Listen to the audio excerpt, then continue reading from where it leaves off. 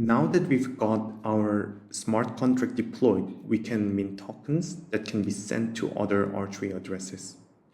To mint an NFT, we need to send a transaction to the smart contract with our mint message parameter in JSON format.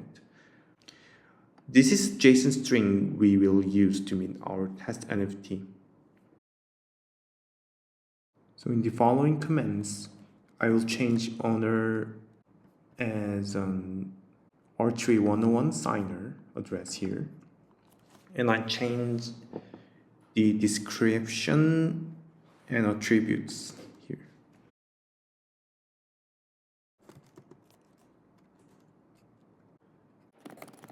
We could make a transaction here and mint an NFT here.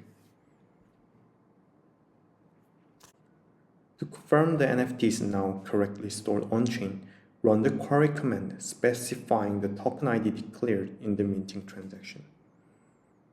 So we could check that NFT of token ID 1 is successfully minted with this metadata here.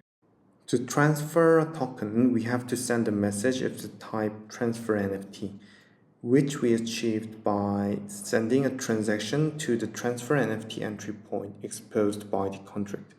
The params we send are the recipient address and the token ID to be sent to the receiver.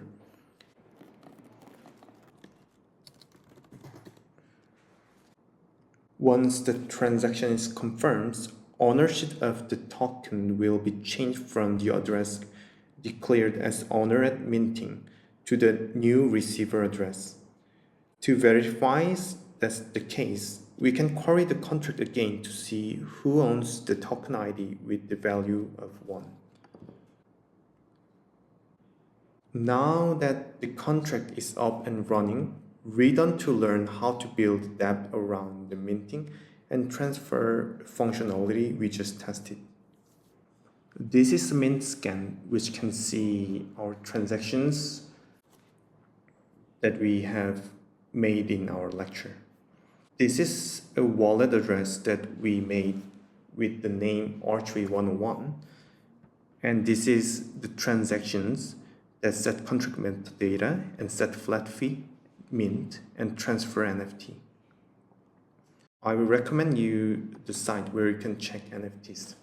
First is the NFT marketplace in Archway.